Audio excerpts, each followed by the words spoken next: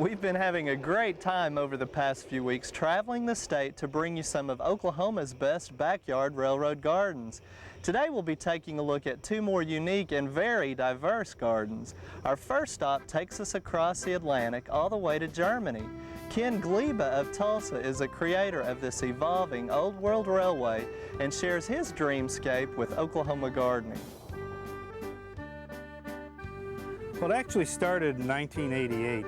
One of the discount stores in the city here had a sale of the LGP starter set. It was near Christmas time. They were closing out the line.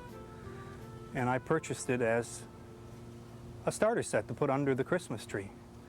Then the following year, I was in Germany on vacation and saw an outdoor layout in Nuremberg. And I said, hey, I can do that. It was just a matter of coming back and deciding what I wanted to do and how I wanted to lay it out and construct it, and we're about 50% finished now, I guess, and keeping on going. Today I'm running the passenger trains. I have two other setups in the house that I haven't put on the track today. It's a freight system which runs looking very much like the 1940s and 50s Germany. I have a streetcar system in the house that I haven't put up because I haven't quite completed all the overhead wiring. But eventually I hope to get the Swiss electric engine, which will run the passenger train through the overhead while I run the freight train on the lower rails. I have the plan set up to have it in three segments. The north side, or the north loop, is going to be the industrial area with the big Bahnhof, using the entire European theme, Germany basically. Behind me is the gas station and the freight yard, and there's a hot dog stand back there and a beer garden. In the middle of the layout will be the residential area. Several homes, one under construction, which will never be finished, it will always be under construction. And then on the far south end will be another small village which will have a small train station, small Bahnhof, and it will have several homes around it and maybe just a few small pieces of industrial. Well, I try to get as much diversion as I can for the people that are here. If you here at the main Bahnhof, we have hikers and we have businessmen, we have skiers, and Mickey and Donald waiting to grab a express over to Euro Disney. We have just some regular passengers waiting for their train to come through. On the far end, in the South Village, there are some people in traditional costumes depicting the European setting.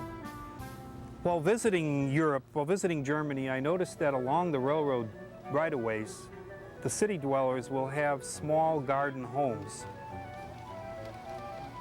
in which they've built, or which they've taken a small shed and turned the fertile land area into a vegetable or flower garden. My system has about 350 feet of track, and in order for proper electricity flowing, I chose stainless track joiners at each joint. They're simply a stainless bar that screws into the brass track for connectivity. Periodically around the curves, I will have tacked the track down to prevent it from moving with vibration.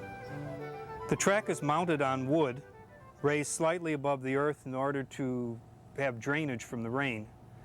In the main Bahnhof area directly here in front of me, I hope to have a platform system. However, the rest of it will have ballast. I'm planning to use chicken gravel with Portland cement. I understand if you mix it with 4 parts chicken gravel to 1 part Portland cement and do a mist of water, it becomes a concrete. Hopefully this will be my ballast. Had I realized my pine tree was going to be as big a problem as it was, I would have never put my canyon underneath it. Keeping the tree needles off and the sap created quite a problem. Hand polishing the track with 350 feet of track took some time. LGB has produced a track cleaning engine which runs around the system 4 or 5 times and does the job that took me several hours. I find this to be real convenient. We next travel to Bixby, Oklahoma to visit the garden railway of Sheppard. Dale's many talents enable him to save money by building his own rail cars and making other adaptations in his landscape. He first, however, told us about the unusual circumstances surrounding the location of his railway garden. When we moved to this house about 3 years ago, this area where the railroad is was a dog pen. Well, I tried to put the dogs in here so I could put the railroad in the backyard. The dogs got out of the pen, so I had to move the trains into the dog yard and let the dogs have the backyard. I actually got started in garden railroading as an extension of HO scale model railroading, and got to where I couldn't see the HO details and having trouble putting the cars on the track. I found this large scale railroad equipment, and it just seemed to fit in the outdoor environment quite well, and we've just stayed with the outdoor stuff. This railroad is known as the Longaberger Company Railroad, and its focus is wood products. We're gradually expanding into a quarry operation as well. We have several log cars and log trains that we use to haul the raw materials in. We're in the process of expanding our gondola fleet to accommodate the quarry industry that's beginning in Red Rock City. The first railroad I laid in my other house, I just laid the track right on bare ground and added ballast to it. This didn't work out. So for this railroad, when I started building it, I began putting a foundation down by compacting the dirt. This is bottomland with a high water table, so digging a trench and filling it with gravel didn't help much, so I just compacted the dirt, put a weed barrier on top of that, laid some grower-sized chicken grit, laid the track directly on top of that, and then topped it off with more chicken grit. It's worked out pretty well so far. Well, this track is not tied to the ground in any way, so the temperature extremes can cause heating, expansion and contraction of the rails, the joiners, etc. So I use a lot of jumper wires between sections of track to make sure we don't have any dead spots. One way that we have saved money on our garden railway is for building structures. There are numerous styles, types, designs of birdhouses on the market. We found several of these could fit into our environment by changing the doors, cover the bird hole with a piece of plastic scribed to look like a door. It fills the bill for the background structures, and it's quite a bit cheaper than buying a well-detailed kit. Another cost saver that we found here is to build our own rolling stock, such as the log cars and the cabooses. That's probably cut the price of these cars down to about $15 a piece, which I can afford.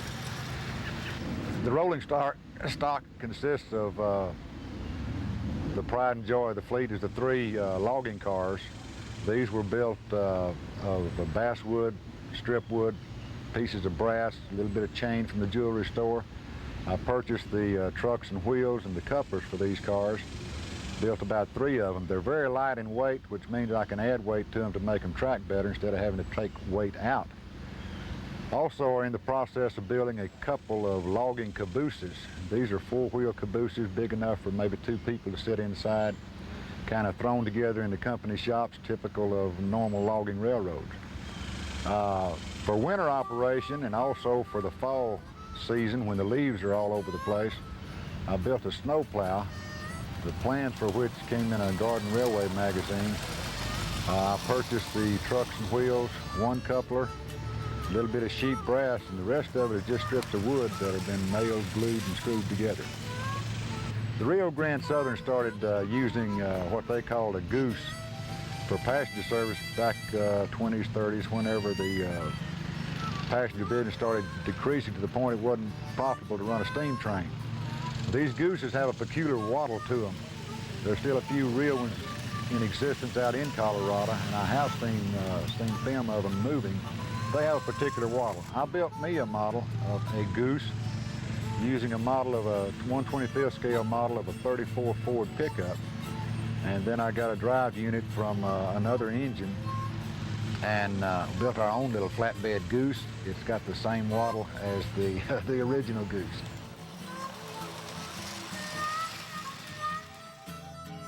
Mr. Sheppard also has some interesting plants, some that many of us are familiar with and that are commonly shared between gardening friends. These include wild violets, which have a purple flower and fit pretty well to scale, as well as wandering dew, a perennial ground cover that offers a nice green backdrop to the design.